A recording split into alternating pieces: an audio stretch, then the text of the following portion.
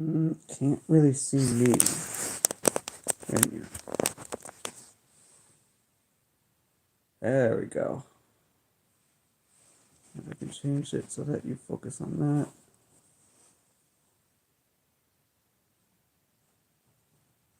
And we get to focus on those. It was closer, isn't it? It's further away, you can't see it a bit closer. Perhaps if I adjust the brightness of it.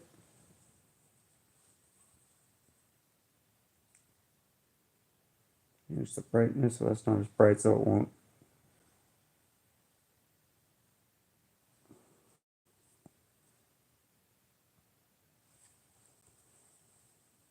Okay. Just bring that back forward.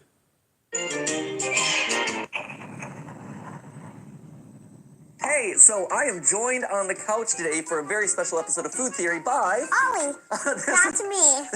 This is Ollie, and Ollie had a very special question for this week's Food Theory. Ollie, do you want to tell me what the question was? What gum lasts the longest of flavor? So as you might already be able to tell, today's episode was a bit of a special request. You see, while I love my son Ollie more than anything in the world, Ollie loves gum more than anything in the world. To him, it goes gum, mech suits, Gravity Falls, and then me and Steph. And so when he became old enough to understand that Mommy and Daddy ran a food experiment channel, he presented us with a very important question for his 5-year-old brain. Which gum has flavor that's gonna last the longest? He's been asking for this episode for the better part of the last year, and with me and my final stretch of videos, now felt like the perfect time to tackle it. So today, we're gonna kick some butt and chew bubblegum. And there's no actual butts to kick, so we're just doing the bubblegum thing. So Ollie, do you have any hypotheses about which one is gonna last the longest? I think it's kind of like a hard decision. I don't really know. Is there one that you're most excited to try? I think I'm most excited to try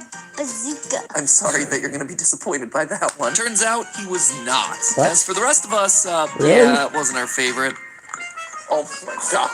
Oh, God, do I remember. But I'm getting ahead of myself. Let's talk about today's experiment, shall we? Our goal today is to crown one gum as the ruler of the wad. And in order to do that, we're going to be evaluating 21 different gums across 3 major criteria. First off, we have flavor. How tasty is the gum? It's pretty self-explanatory. Next, we have texture. This is the mouthfeel and chewability of the gum. This grades whether a gum is comfortable to keep in your mouth or if it feels like you're gnawing on a spare tire. Finally, we have ourselves time. This is the length of time that it takes for the sticky gum to lose its flavor and become a bland piece of goo that you just want to spit out. Seeing as this is the criteria that Ollie was so intent on exploring, he's devised himself the perfect means of testing it. How about we set a timer for like how long the gum's flavor lasts, so we like know how long, and you could pause the timer when I spit out the gum. You can tell that he's been thinking about this episode for a while. Also, let's be clear so we're all on the same page. I recognize that this whole episode was just his backdoor way of getting us to buy tons of gum to have lying around the house. Anyway, per Ollie's instructions, me, Steph, and HR department extraordinaire Rachel are each gonna be chewing every piece of gum and timing it. That way we can average out our scores to best estimate the average chew time for each brand of gum. And since we're dealing with so many different types of gum today, we're actually going to break things down into 3 separate rounds. Round 1 is dedicated to gum targeted at kids. I'm talking about all the Hubba Bubbas, the Bubbliciouses, the bubble tapes that you remember from your childhood. Round 2 will be for gums that are marketed towards adults. And finally, there's round 3, which will be the Wacky Bracky, where we take all the oddball gimmick gums like green apple flavored gummy paste or gum cigarettes, and they're all going to duke it out for their shot at the title. Once we've tallied up all the scores for each gum division, the top 3 gums will head to the final round, where they'll be judged by none other than Ollie himself. Which one will earn the coveted Ollie seal of approval, and which one will have their bubble burst? Today is certainly a mystery that'll give us plenty to chew on.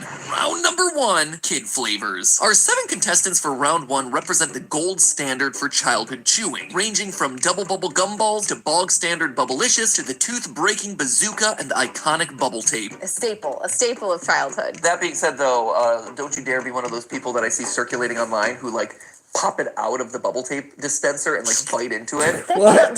Terrorized. It is. It's people provoking the internet just to provoke the internet. The flame wars. If you are that person, Stop. Stop. Just stop it. Who hurt you? I'm Truly. sorry. Please What's wrong with you? seek help. However, as we got started with the experiment, one thing became immediately clear. Each gum has itself a different size. I mean, you can pop just a small single gumball into your mouth, or you could shove an entire roll of bubble tape in there. To make it a fair fight, we decided to stick to a single serving size of each respective brand. So, with that out of the way, it was time to start the experiment with the classic Gumball Machine Gumball Double Bubble.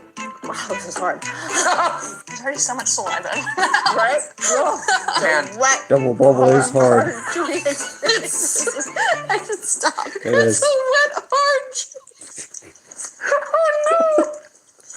This is gonna be a fun video, we're already isn't off to a it? great start here, friend. We had literally just started the episode, and already the suggestive puns were popping up all over the place. I'm really enjoying my artificial cherry over here. It's very artificial. It's very little cherry. I'm already losing it. I was gonna say, that being said, It's going we are fast. definitely on the down arc. We are less than a minute in. And it's like gone. It's going down fast. Yeah. Wow, it's going down fast. But it is a workout. I feel my jaw. It is a small ball, but it is a hearty ball. It's a small ball, but it's a hearty ball. Slap that one on my gravestone. Anyway, 2 minutes later, a lackluster 90 seconds. What can you buy for a quarter these days? That's true. You know, you got 90 seconds of moderate I know they don't pleasure. last Let's move long. on to the next one. Great. Other Yes, stuff. yes, We have okay. so many to get through. We do. And we're already in such bad innuendo territory. Overall, our first contender kicked things off with a pretty disappointing start. Low scores across the board, which meant Bubble Yum was up next. And unlike the gumballs, Bubble Yum's intended serving size was huge. More than triple the size of a mini gumball, which, you know, gave us plenty of chew time to learn more about each other. So this is a long one. A weird story about bubblegum. I love to hear a weird story about bubblegum, as everyone with misophonia slowly cringes away from the computer. So when I was 8, I, for some godly unknown reason, I really wanted braces. Yeah. The only kid in history to say that. But someone told me once Right. that if you chew a lot of gum, it'll actually, like, it'll mess up your teeth. It'll make your teeth crooked. It's true. I'm sure it's a complete lie. But when I would chew gum, which wasn't like that often, but if I would chew gum, I would purposely try and like tangle it around in my teeth to try to make my teeth more crooked to increase the likelihood that I would get What? braces. I'm so sorry to my parents who probably spent like $12,000 trying to fix my teeth. That wasn't the only secret to come out during all this. I can't blow bubbles. What? Over my face. Wait, what? I can't blow you bubbles. How have I At known you first? for this long and you can't blow bubbles? I can't blow bubbles. Neither can How did I I. not know this? I'm incapable of blowing bubbles. Okay, It is perhaps my deepest, darkest secret. And as you might imagine, it suddenly I became can't my blow it either, co-host's but Pat, life's I can't work blow to teach bubbles me what I either. needed to know. It led to a very moist journey. yeah. And then you just pretty much just Some people just can't do it. Can't do it. I've never learned how to blow bubbles. I've tried a couple times. no Me too. way. I've never been able to. I've known tried. Matthew for I still can't do 17 it. years and I had no idea he couldn't blow bubbles. Well, You've hidden this secret so well. I've also known you for 17 years, and I didn't know that you purposely tried to wreck your mouth for braces. So I feel like we're learning a lot about each other in this episode. I can't do Just it. keep working at it. You have 30 pieces of gum to try today. And so, try I did. Try being the operative word here. I feel like I did practice. Ready? Well, you got bubblicious coming up too. So. Now, here's something. I heard something pop. I heard something pop. Did I do it? Wait. Try it.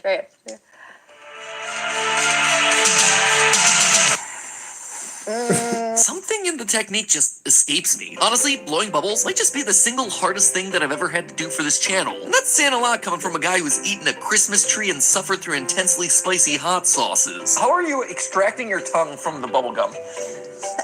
It's a great question. What do you mean? The tongue doesn't stay in there. I have a hard time You getting set my it up tongue on your out. teeth. You flatten it out. Have we mentioned that Rachel is our HR department? There it is. Rachel from HR. Once my tongue has been inserted, I have a really hard time pulling it back out. I think practice Oh my makes God. perfect. You know?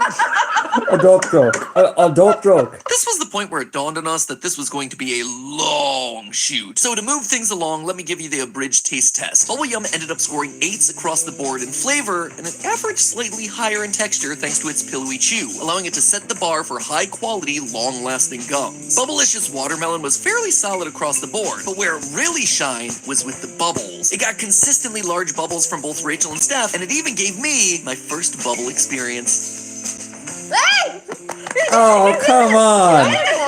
That counts, right? Now, for any of you who are like me and are incapable of getting a bubble to form, I looked up the science and technique for mastering bubble bending. For starters, make sure you're chewing bubble gum and not chewing gum. I didn't know this until doing research and prep for this episode, but not all gum is capable of blowing bubbles. You see, both types of gum are composed of 4 main components. There's the gum base, which is historically derived from gum tree resins, but are now mostly made with synthetic rubber. There's a softener that prevents the gum from becoming too hard on the shelf. There's sweeteners like sugar or aspartame, and then finally there's the flavor agent that gives the gum its distinct taste. What makes bubblegum special, though, is that it has more elastomers in its gum base than chewing gum. On a molecular level, elastomers are long-chain polymers that give materials an elastic quality. In order to get a bubble out of bubblegum, it's recommended that you chew out most of the flavor. This is because the sugary flavor of most bubblegums make the gum stiffer. Chewing out the sugar then unshackles the elastomers and gives them the chance to really stretch. Once the gum is soft and it's lost its sugar, the trick is to flatten out the wad of gum using your tongue and the roof of your mouth. Then it's a matter of creating a pocket of air to enter with your tongue. Next, you'll want to breathe out slowly. I didn't know this at the time, but you're supposed to blow from your diaphragm. If you just blow from your lips, you're going to end up turning that wet wad into a projectile. Okay, that I Follow these didn't know. tips, and the results will speak for themselves.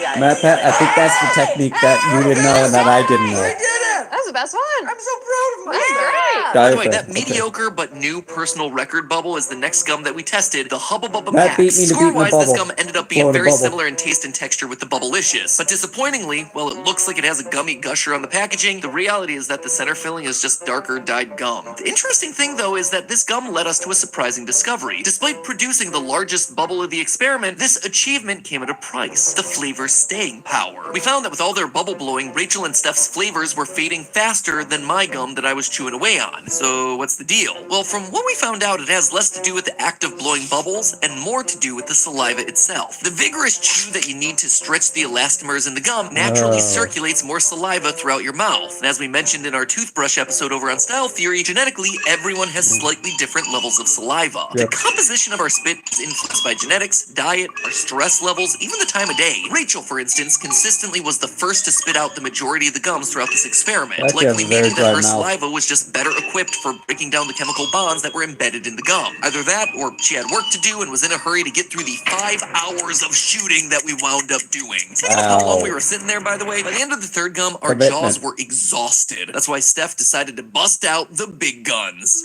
So what is this? What am I supposed to do with this? Rub it all over your face. Oh my god. Massager. I've heard of these. Does it feel nice? Is it working? It did not. That said, it also didn't matter. I needed all the help I could get for Bazooka. 3, 2, 1, go. Oh my god. Oh, Never had bazooka that before. I remember. So hard. Oh man. That's tough. You know, Oh wow. Is it that bad, I couldn't MattPat? do this with permanent teeth. you remember the big hydraulic press trend that was big a couple years ago? Loved Yeah. it. There needed to be a video about hydraulic press versus bazooka bubble. Valid. Oh my god. Oh, it was just as bad as I remembered. Almost as bad as the jokes that they come packaged with. This enough for 3 socks? Told him ballsy hard. 3 socks? My mom wants to knit socks for my brother in the army. Why 3 socks? He wrote in his letter, 2 weeks in the army, and I've grown another foot. I ordered apple, waiter. This looks like Oh, peach. a This is foot. referring to a pie. Took me a while to get What does that. it taste like? Says the waiter. I'm not sure, he says. Then the waiter says, then what difference does it make? For those of you who aren't aware, Bazooka is iconic for its packaging, which comes with a short mini comic and fortune on every slab of gum. It's a cool enough feature that we gave Bazooka a bonus point for creativity, but in the end, it wasn't nearly enough to make up for the texture or flavor. That brought us to the last two contenders in the kid category, a head-to-head battle between two titans, Big League Chew and Bubble Tape. In one corner, we had the tall, pink, and handsome, 6 feet of childhood memories rolled up in the most iconic gum packaging of all time. In the other corner, we had the all-American baseball classic snack that was every kid's gateway into the world of chewing tobacco. Who would win the battle? Well, the results immediately spoke for themselves. Oh, it's too soft. It's like there's no elasticity in this at all. You bite down through it, and your teeth just pass through. Like there's no substance here. Oh, that's soft. That's why you have to eat the whole thing at once. Wow. You eat a lot of it. Oh, I like these first few chews, though. I have to say, they were very nice. And when it came to bubbles, it was a similar story. Oh. No bubbles. No bubbles. Oh, yo. No, the holes happen immediately. It There's just breaks nothing. down. Really? I mean, everything's bad for bubbles. I can't blow bubbles. It's not too bad. You have to do more with less. Yeah. Oh, That's nice. All in all, Big League Chew brought out the big league numbers. In fact, not only was its texture the best of the round, it was also the longest lasting, setting a record at 9 minutes and 38 seconds. In fact, when all the results were tallied, Big League Chew upset all the fan favorites and came out on top as the best overall kids gum. Turns out, it's in the official Baseball Hall of Fame for a reason. But don't worry there, Bubble Tape fans. It's still top gum in one category, angering the internet. No.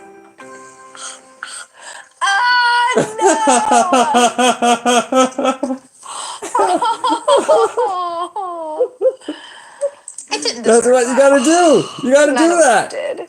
Round number 2, adult gums. As we headed into the adult gums, little did we know that we had a lot more chewing to undertake. It turns out that these chewing gums retain their flavor much longer than their bubblegum counterparts, like double the time in most cases. And the worst part of it all is that a lot of the gums just ended up being very similar across all 3 categories. Luckily, you don't have to sit through the 2 hours of endless chewing that we had to. So while MattPat's is chewing the day away, let's just talk about what's going into these chewing gums and why they're so different from the first batch. You see, most of these adult gums are recommended by 4 out of 5 dentists. That struck us as a weird fact, so we decided to dig in. Turns out it has to do with the sugar substitutes. Sugar-free gum can actually help protect your teeth from cavities. A natural sugar alcohol called xylitol is usually added to sugar-free chewing gums in place of sucrose. The reason why sugar is bad for your teeth is that the bacteria in plaque metabolizes it into acid that burns cavities into your pearly whites. But the bacteria in plaque is unable to use xylitol as a food source. Adding insult to injury, xylitol also increases the amino acids and ammonia levels of plaque, which further neutralize plaque's acidic qualities. By curbing this harmful bacteria's growth, xylitol prevents tooth decay and bad breath. In addition, chewing gum after a meal increases saliva flow to your mouth, washing away additional food debris that would otherwise stick to your maw and feed that bacteria. Oh, and if you think you're missing any vital action while I'm sharing you all this, don't worry about it. They're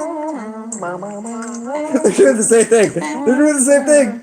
In my defense. So here's how the round shook out. Mentos gum was far and away the worst in the 3 categories. For me, it was a 5 because knowing that this is Mentos, and I usually have, if I'm going to have Mentos, I have the candy version, and I had the same texture biting into it. I wanted it to be candy. I expected it to be candy. There were moments where I was like, is this gum? Is this really gum? I've met a 5. You could say that it kind of sat in the uncandy valley.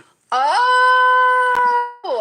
Joining Mentos in the bottom 4 of this round, we had Trident, followed by Orbit, and then Cinnamon Icebreakers. While the cinnamon ended up being one of my favorite flavors of the entire day, the short life and stiff competition hurt its overall placement. Icebreakers, you may have only lasted 6 minutes and 48 seconds, but you'll last forever in my heart. Tied for best flavor of the day was a classic of the gum world. Our 3rd place finisher for adult gums, Wrigley's Double Mint. Mr. Wrigley is actually the IRL Willy Wonka of the gum world. His company controls 40% of worldwide gum sales, so it's no surprise that one of his classic flavors placed so highly. In fact, the battle for the best adult chewing gum came down between 2 of his other top sellers, 5 Gum and Extra. Yeah, as it turns out, Wrigley has really cracked the code for a satisfying gum chewing experience, and so no matter who won this bracket, he was ultimately the big winner, walking home with the gold, the silver, and the bronze. As far as our top 2 goes, not only did both 5 Gum and Extra hit above average marks in the texture and flavor categories, but they also had flavor that lasted long past the 10-minute mark. In the end, 5 Gum proved that it was more than just a meme, stimulating our senses with a chewing average of 13 minutes and 6 seconds. I've never had the 5 Gum. 5 gum. Last 10. Wow. Now that the boring dentist-approved adult round has itself a champion, let's check out what the wacky bracket has in store. Round number 3, wacky bracket. So these are gums that just don't quite fit into the other categories. They're a little bit off the wall, which was a nice change after the 2 hours of monotonous chewing that we were left with for round 2. On our sampling platter, we had mini chickles, gum fries, Glee all-natural chewing gum, the fruit-shaped seedlings, spruce tree gum, gummy gel, and even more tobacco propaganda in the form of candy cigarettes. And let me just make one thing clear right at the top of this round. Practically all of these sucked. While the mini chickles were fun, Had a their feeling. tiny size also brought tiny flavor. But I'd rather a small amount of flavor any day compared to whatever flavor the gum fries were trying to serve. Oh, I'm eating dry powder that is supposed to be sweet, but is like 3 doors away from sweet. Not only is the flavor diminishing pretty quickly, but it's actually getting worse. The flavor is changing and more synthetic. I don't use the word heinous too often in my life. This is heinous. Taste expired. Fortunately, the fries didn't have much staying power, meaning that I could cleanse my mouth with the healthiest chewing gum brand that we could get our hands on, Glee. And right away with Glee, you could tell that it was the healthy option. 100% no. natural, no plastic. What? I say as I take out the plastic. No artificial colors, no artificial flavors, no artificial sweeteners. This is cane sugar, gum base, which is the chicle, Candelia wax, citric acid, brown rice syrup, gum arabic, natural flavors, strawberry, raspberry, and blueberry, radish. But in a gum competition full of big wads of sugar, yeah, healthiness is not scoring you any points. We then moved on to the very strange seedlings, which are more or less the same double bubble gum balls that we tried in the first round, but with 2 added gimmicks. First, they're shaped like a fruit, which is a lot of fun. Secondly, they're filled with little grains of candy inside that act like seeds. You can rattle them around like little maracas. Yeah, you hear it. But Alright. for as cool as these realistic-looking mini oranges and As a lemons were, perfectionist, they were not maracas for the never weak were a of big jaw. thing of mine. Don't have a hard time cracking them. What the what? I gotta say though, my jaw feels like it's getting the workout of a lifetime. This one in particular, it's really Ooh. hard. It doesn't I get don't easier. work it. I mean, it does get easier because the beginning was really tough, but it doesn't get easier.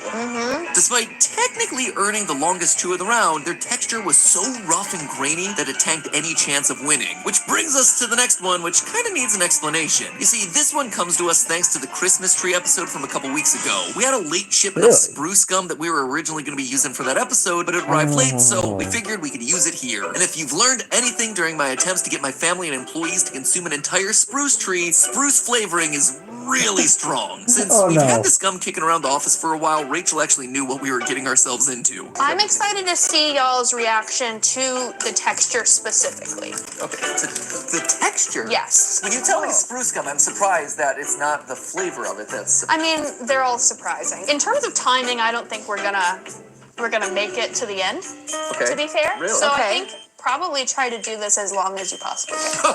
Really? Yeah. Oh, Spruce gum. oh no. It looks like a little Tootsie Roll. Yes, it does. It looks kind of cute. Spruce gum in 3, 2, 1.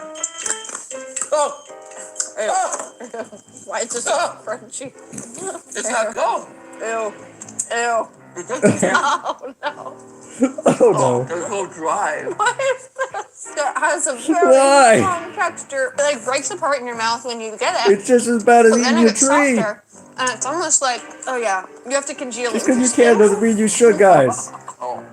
Yeah, upon first biting into it, it explodes into a dry, woodsy powder. Which just goes to show, kids, purchasing loose candies from strangers off Etsy is always a bad idea. It does remind me a little bit of like a Tootsie Roll. Like I keep biting it and I keep hoping that it'll like lessen in my mouth. It's like having What a piece Tootsie of Rolls? bark. No, I keep waiting for some sort of sweetness to come out. nope, it doesn't get better. It is not emerging. Oh, the flavor comes on in the second wave. Oh yeah. When you breathe out, it's pure pine needles. I mean, just absolutely unadulterated fur. I feel like I'm losing the will to chew. Ash is handling this well. Yeah, it's like I'm chewing the concept of nature. There's a section here where I wasn't laughing, but now I'm Trying laughing the again. concept of nature. Yeah.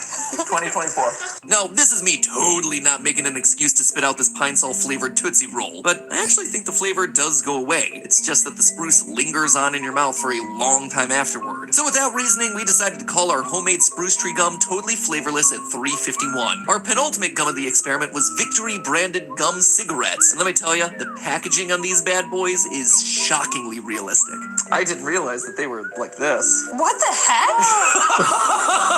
But you open the pack, and I mean, you are Gum literally cigarettes. getting a pack of cigarettes. Yeah. Ash, you like candy cigarettes too, right? I do. You want one of these? For sure. Wow, you're such an enabler, Steph. I know. Just say no, Ash. You want one, honey? I'm saying yes. Wait, you put it in your mouth and blow. Does it make a little puff? What? Try it.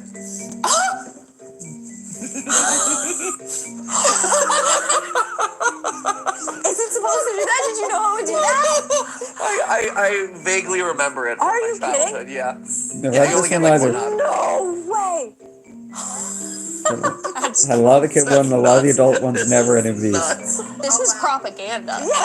It is. Absolutely it is. So my only question is, does it get a bonus point? Or is it for people that? trying to Because quit? I'm real conflicted. On one hand, I'm No, like, no. that's really fun and cool. But on the other hand, it's like, but it's cigarettes for kids. But if we're No. gonna give Big League a bonus Negative. point, I feel like this can also have a bonus. This is a very creative presentation, I have to say. Okay, let's give it a bonus point. It's at this point that I feel compelled to share the message. Don't smoke, theorists. It's gross. It'll rot your body into an early grave. That said, this obviously isn't a cigarette, it's a stick of gum. I just want to make that point very, very clear because 3 minutes into chewing this stick of gum, something became obvious to me. Actually gets much softer. Oh no. Just going in this round too. Oh The no. smoking one is gonna win The this round. smoking propaganda is gonna win the third round. Oh, No! And what's worse is that Big League Chew won round number one. No!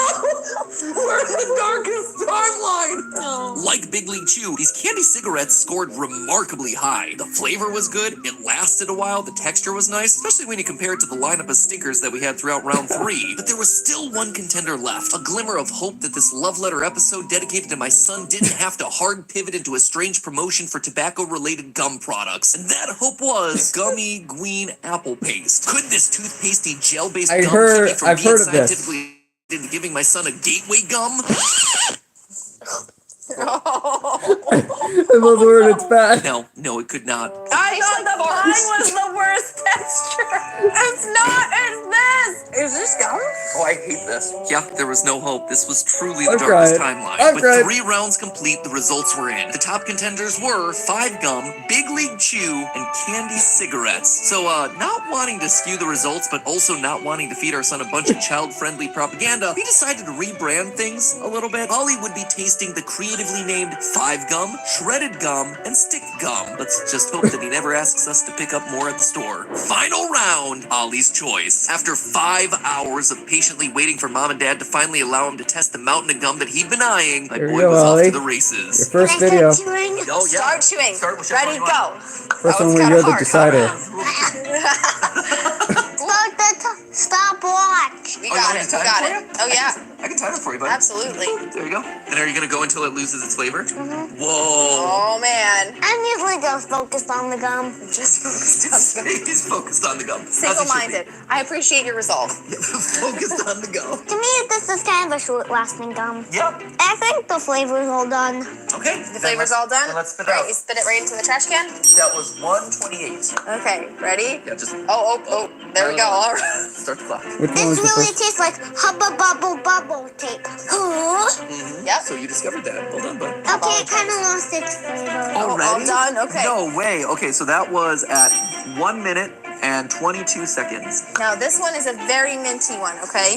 Just so you know. I've tried it extra like a million times. I've got this. Okay. Okay. Just a lot of spearmint extra. I'm kind of holding with this piece for now. Okay, great.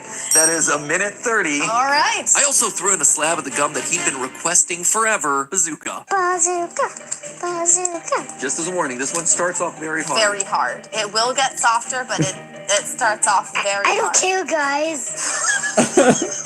Okay. 5 years old and he's already a teenager. Oh, yeah, there's the comic. Where's the comic? Oh yeah, the comic.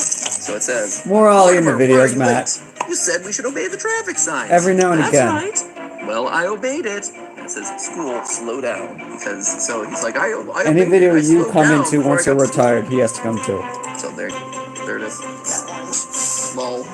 Okay, so clearly the comic wasn't delivering on everything Ollie had hoped it would. But hey, he didn't hate it. And more importantly, the fortune, yeah, that one hit hard. So your fortune is, you can get what you want by asking the right person. Grandpa.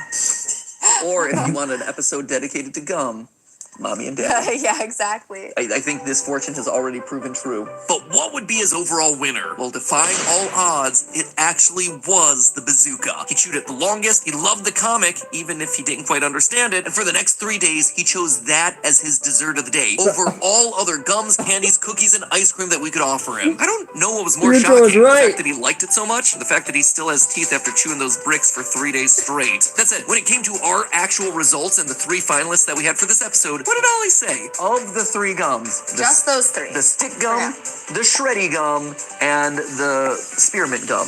Which was your favorite? Which would you say is the top? I think it's the shred gum. Shred gum!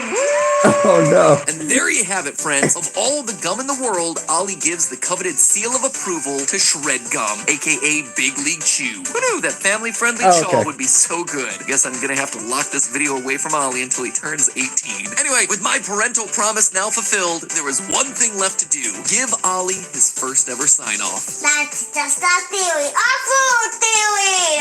Happy chewing. But hey, if you want something to chew on that's not gonna leave your jaw hurting and probably is a lot more nutritious than gum, You don't need to see the sponsor?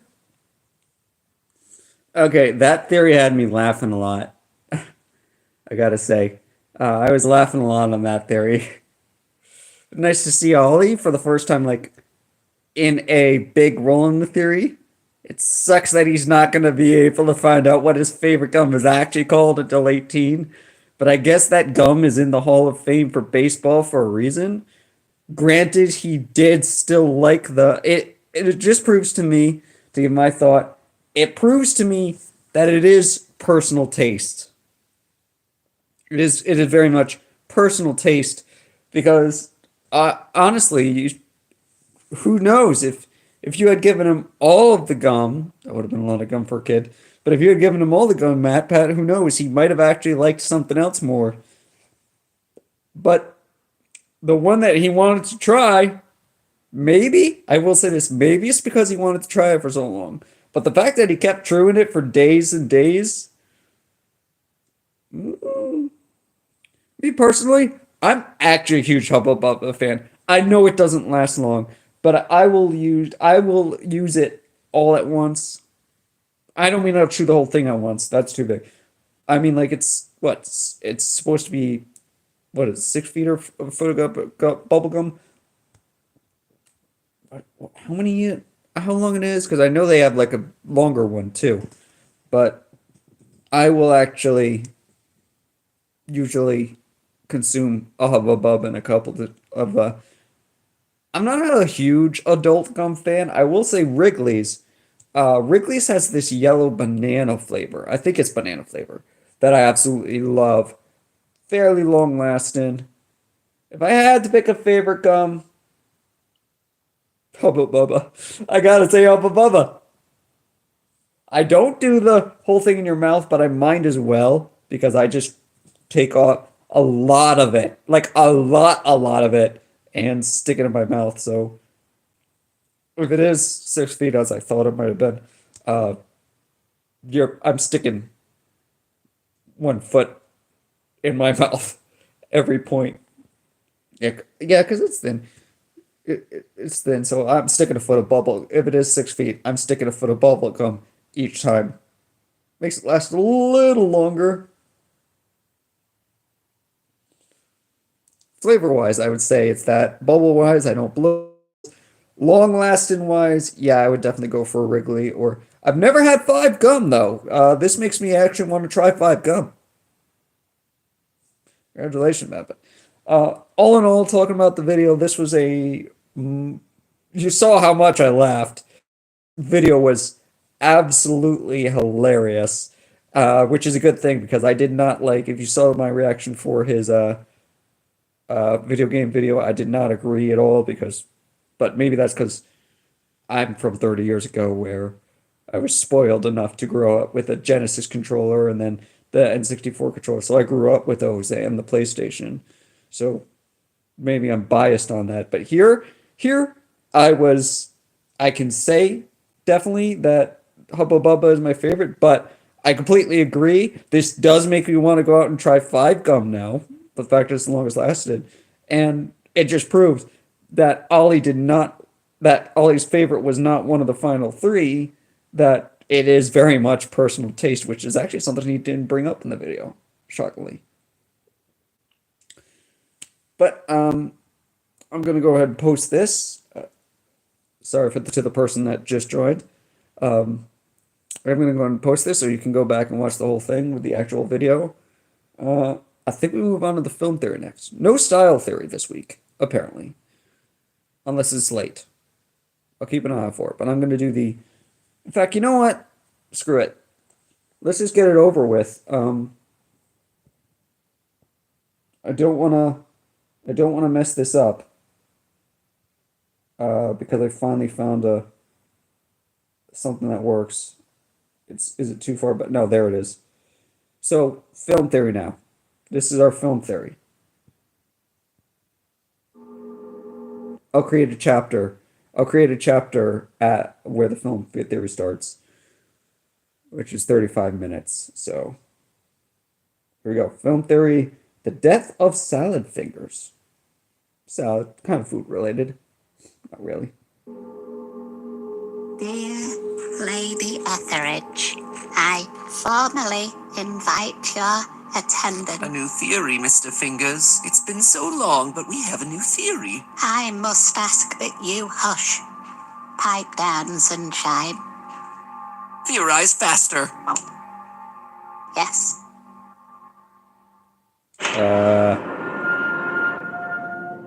Okay. Hello, Internet! Welcome to Film Theory, the show where salad is back on the menu. Hey, does anyone remember Salad Fingers? This is one of the classics of internet horror, created by David Firth 20 years ago for the OG animation website Newgrounds before it migrated over here to YouTube.com. No joke, I first heard about this thing back in high school, when kids were daring each other to go and watch it. You know what? It's been going strong ever since, releasing a new episode once every few years to terrify a brand new generation of viewer. What say you about it, Lee? Yeah, I love horror cinema, and it takes a lot to unnerve me, but Salad Fingers has to be one of the most off-putting things I've ever watched. In a good way. That's clearly what the creator intended, and it just gives me the ick. It's the art style, right? Yeah, that and the mouth sounds. We'd best get you in training, squirty bucks. For me, it's all the squelching noises. But not only does Mr. Fingers have a soft spot in my heart as a series that's grown up alongside me, it's also just one of my favorite mysteries that we've ever covered on the channel. Since the beginning, the fragmented mind of Salad Fingers has been endlessly fascinating to pick at, kind of like a festering scab erupting with black pus. Why is this world a desert wasteland? What are the real identities of Salad's puppet pals? And why are we rubbing so much rusted cutlery? Despite the creator saying that they were gonna trash all the theories, then saying that I was wrong, then saying it was all meaningless and made up in a drug-fueled binge, and then ultimately saying last year that I was doing a good job before ultimately going off the rails like I tend to. This is just one of those stories that sticks in your head by virtue of how unique it is. That's why when we were discussing ideas for my final 10 theories on the channel, I knew we had to come back to the wasteland one final time. In case you missed or forgot our older Salad Fingers theories, which despite them being 7 years old at this point, they hold up so well. Gotta be honest, I had also forgotten a lot of the things that we said in them. Yeah. Man, it was a joy to go revisit those. Editing was on point. Anyway, here are the bullet points that you need to know in order to understand today's theory. On the surface, Salad Fingers is just a creepy series about a green mutant thing flirting with dead animal corpses, birthing black blobs, and just a whole lot of cannibalism. A whole lot of cannibalism. But pretty quickly it becomes clear that there's more under the surface here. Strange dialogue, references to real-world locations and events, even the use of repeated themes show us that there's more substance buried under the surface of this leafy green dish. And when you start to piece together the clues, you learn that what we're really witnessing here is the fractured psyche of an Englishman in a post-World War I Britain, specifically the year 1939. Salad Fingers is trapped in a sort of I arrested remotely development, remember struggling this with a now. slew of mental disorders caused by a life of parental abuse and grief from losing his brother. A lot of these issues manifest in the form of dissociative identity disorder, with Salad Fingers slipping between various personalities and personas, including several finger puppet representations of real people from his earlier life. First, we've got Hubert Cumberdale, Salad Fingers' core personality representative of his desire to become a real boy worthy of acceptance. Ladies and gentlemen, a new, improved Hubert Cumberdale. I've suspected for a while now that Hubert Cumberdale was Salad Fingers before he became Salad Fingers. This is actually further supported in the new episodes that we're going to be talking about today. Notice the hair on Hubert Cumberdale, and now the hair on Salad as he dresses up for his date. It's practically the same. Why must you keep so many secrets, Mr. Fingers? I'll pretend you didn't say that. Even here, we see him turn a mirror onto Hubert, only to reflect back his own image. You'll never be a real boy, Hubert Cumberdale. Other finger puppet personalities include Jeremy Fisher, based on Salad Fingers' biological father, and also Marjorie Stewart Baxter, a representation of a To the female person who presence just in joined, Salad I'm doing the Fingers' film life. theory It's not now. entirely made clear who she is, but I suspect that it's his wife. Throughout the series, it becomes clear that Salad Fingers didn't have the best relationship with the rest of his family. From everything we can tell, he was born out of wedlock to a mixed-race couple, the result of a romantic tryst held during the war. This immediately makes him ostracized in the being seen as unclean. Scrub that muck off at once, Hubert Cumberdale. I'll have no dirty immigrants in my house. It also becomes clear, thanks to the frequent mentions of the Beast, that he was raised in an extremely religious household. Why is Glass Closer so mean? He was raised under the Beast's son. So the fact that he's an illegitimate child just makes him more of a target. Throughout the series, we see him slip into the persona of angry father figures, abusive mother figures, taunting siblings. You're a stupid boy. Yes, Mother. I am a stupid boy. And that's largely where we left things 5 years ago. However, since we last chatted about Salad Fingers all the way back in 2019, Firth has released 2 brand new episodes of the series, Postman and Harvest. Not only do these 2 uploads give us more detail about Salad's origins and broken family, but shockingly, it also shows us the death of Salad Fingers. So what's it all mean? Well, don't get all bilious on me, friends. Grab a rusty kettle and let's go. So I think the best way to start here is by breaking down exactly what happens in each of the 2 new episodes, starting with number 12, Postman. This episode follows Salad Fingers as he plays the role of a postal service worker delivering mail to various imaginary folks around the wasteland. However, things change when Salad meets a new hire at the postal service, a young girl, represented by the half-decayed carcass of a dog. But there's a bit of a problem. Salad Fingers quickly becomes infatuated with this girl, despite the fact that she seems much younger than he is. They must be hiring new staff, certainly. What is Younger this? than the usual. After sharing several romantic moments together, at least as romantic as you can get with the rotting flesh of a dead animal, I disagreed Salad with is this game confronted theory, by the but I had girl's more father, fun with a it than dog-baby this. hybrid that looks like it's a failed Full Metal Alchemist experiment. The father Oh, starts Nina. dragging the daughter away as Salad Fingers laments that the relationship I get that is reference. never going to work out. I was a fool to think she'd be the next Mrs. Fingers. So what's going on here? Well, this episode isn't about Salad Fingers, it's actually about his father, Jeremy Fisher. It's all about how Salad Fingers imagines Hubert Cumberdale's conception. How do we know this? Well, throughout the episode, there's a lot of suggestive imagery. For example, at the end of the postman's date, he takes the girl to a secluded area where he suggestively pokes her with a stick. Obvious symbolism is obvious. But just to make sure that you really get it, he then plucks and eats a nearby flower. In this case, he is metaphorically deflowering this girl-dog thing. What's more, the entire interference of an ominous father figure isn't the first one that we've seen in the series. In episode 6, Present, there are a pair of seemingly disconnected Ollie dialogue can't sequences where Ollie Salad definitely Fingers has can't a watch one-sided my conversation reaction with now. himself. Splice them together, and you get this. Jeremy Fisher, I thought you were out fighting the Great War. I'm not one for accusations. The person who just joined, I'm doing the film theory now. I've seen you tailgating my daughter with aspirations of deflowering her rose. It's an exchange between Jeremy Fisher and the intimidating God. father of a girl that Jeremy's accused of attempting to deflower. There's that word again. The story of Postman, then, this date between Jeremy Fisher and a younger girl, is exactly what the angry father from episode 6 was referring to. But that's just a bit of extra context for a story that we largely knew the broad strokes of. Episode 13, meanwhile, well, this is where we encounter something entirely different. Episode 13, Harvest, is all about exactly that. Salad Fingers prepping for a harvest, but lamenting that he doesn't have enough food for everyone due to the poultry crop this year. This year's grand feast is certain to be a disaster. Notably, we also see Salad Fingers slipping back into the role of Hubert Cumberdale's parents. Let's just say his home wasn't exactly the most loving place. It's here where we get the sense that Hubert's mother was all about striving to achieve a higher social class. That's why this harvest dinner that they're preparing is so crucial. We'll be seating guests from the higher society. This is our chance to ascend. Hoping to help the situation, Salad Fingers sacrifices an old finger puppet, burying it in the ground. What's especially interesting is that this puppet, named Melvin Wishcake, is someone brand new to the series, but wasn't meant to be. After doing some digging, we were able to learn via a 2021 tweet that Melvin was actually an unused character originally planned to appear all the way back in episode 2. We also know based on this document that he was intended to be unemployed. Just a fun little side note there. By burying him in the ground, Mr. Fingers is able to summon a supernatural being known as Grandmother Growth. She feeds him vines and then offers up an eyeball for Salad Fingers to eat. An eyeball that eventually causes the growth to appear on Salad Fingers' back. This eventually spawns into a brand new character, Mini Fingers. Hello,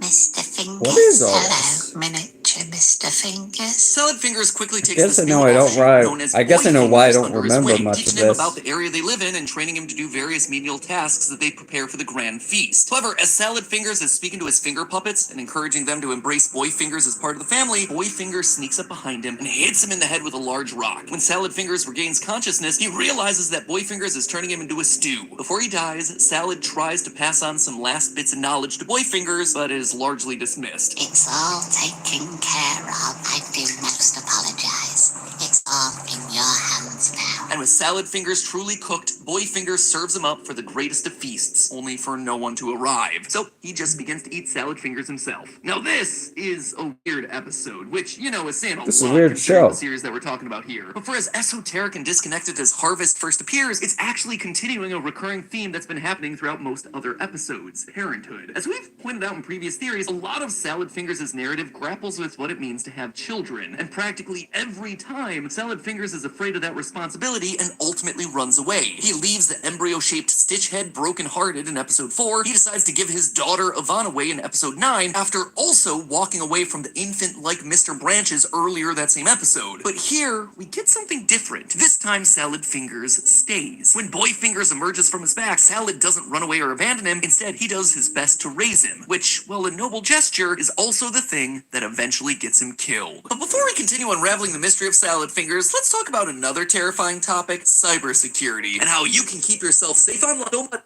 behind Nord's encryption, your internet activity. A lot of content for film theory, and it sucks that all the movies and TV shows are split up amongst the streamers. I'm rewatching Rick and Morty right now. For sudden, I'm hunting down Rick Prime without needing to sign up Safe Online these days. And there's no better choice 4 months for free. Check out NordVPN.4additionalmonths.com/ again to NordVPN for sponsoring this portion of it in the latter episodes of the series. In episode 11, we see him rejoice in making Hubert into a real boy, even fighting off his family to protect him. And again, here with Boy Fingers, we see him making a real attempt to raise this child. While he's firm, he's not violent or demanding like the other father figures that we've seen throughout the series. Even when Boy Fingers is preparing the Salad Fingers stew, Salad Fingers doesn't once say anything negative despite being cooked alive. Instead, his concern is all about continuing to pass on knowledge to the next generation. I'll need to show you where we keep the spare towels, and of course, Hubert's swollen ankle requires ointment. He's trying to approach raising Boy Fingers with a new perspective, a new point of view. In short, earlier episodes showed us Salad Fingers playing out the reaction Hubert's mother had to her son, disowning him, abandoning him, telling him to toughen up, saying that he's not fit for them. And now these more recent episodes are showing us Salad Fingers' approach to his own kids. He's loving, compassionate. So He's reach the trying end. his Where's the hardest to break theory? the cycle of neglect, even if it figuratively and literally consumes him. Except rarely do things end happily in the world of Salad Fingers. The true tragedy of all of this, despite his efforts, it doesn't work. Boy Fingers is still trapped in this cycle of self-hatred, still consumed by the sins of his past. Why do I say this? Well, not only does he literally kill his own parent that looks identical to him, that right there, that's a pretty big red flag, but more importantly, it all comes down to this rock. Yeah, I'm serious. You see, this rock, it isn't just any rock, it has a name. This is Bartholomew de Grise. And he's the weapon that Boy Fingers uses to strike Salad Fingers in the head before boiling him in the stew. Bartholomew here, he was the murder weapon used to end Salad Fingers' life. This is important, because in the previous episode, Postman, Salad Fingers says this. Bartholomew de Grise, my oldest chum, hopefully the legal legal troubles are behind you. Bartholomew is facing legal troubles, almost as if he killed someone, as if he was the person who killed the previous salad fingers. Now, you might think that this is just an unrelated moment, but we have proof that the murder and the legal troubles are one and the same. See, when Postman was first uploaded, people were curious about what these legal troubles were. Enough so that one person named Wilkinson X went so far as to ask David Firth if they were going to get a backstory on them. And David Firth confirmed that they would find out more in the next to Harvest and the violent murder of Salad Fingers. This proves that the Salad Fingers we're following in Postman is actually Boy Fingers all grown up. They're happening in reverse order, which means that this new Boy Fingers, he's still confronting the dark truth of his father's conception as Hubert Cumberdale. He's still having to deal with the inappropriate relationship that his grandfather Jeremy Fisher had with a much younger woman, and he's still grappling with the fallout of what all of this did to Hubert's family life growing up. This is all about the ripple effects of trauma and how it tends to carry through generation after generation. Maybe if Boy Fingers had listened before boiling his dad alive, then yeah, maybe this could have been avoided. But at least for now, there doesn't seem to be any sort of escape for Salad Fingers from this vicious cycle. What he needs here is to process the pain of his past in order to not pass it along to the next generation. In order for Salad Fingers to truly grow, to move on, he has to bury the puppets of his past. But hey, that's just a theory. A film theory. And cut. Yeah, I didn't like that as much as the food theory. I did the food theory and the film theory in the same video. The person that just joined, I'm about to, this was live. I am going to be posting it to the channel. It is going to be available to the channel. I'm going to change the title to Food and Film Theory. It's going to be a combo of them both. I definitely liked, you saw my reaction to that. I was just like, all the time, I was like, toward the end, I was like, okay. But, I mean, when you compare that to the first 30 minutes of this 15-minute video, more than 30 minutes, honestly, laughing out loud at all the jokes, yeah, definitely had a lot more fun with the food theory. And even though I disagreed with the game theory, I had more fun with the game theory. Yeah. Because that was kind of my opinion, too. It's like I could have a disagreement with him and have more fun than agreeing with him, and I don't know. That one was kind of a miss for me. But hey, that was okay, given the fact that the majority of this reaction video, you saw me laughing, I was having a good time, and I'm glad I got to share that with you. Yeah, I'm definitely I'm going to go back, and that one first reaction I did, I'm going to give it chapters, and I'm going to give this video chapters as well, so you can avoid that if you don't want to watch it, because that was, I mean, yeah, I don't know. I actually don't have much to say about that one. Just gonna end it here. At least we had fun with the food theory.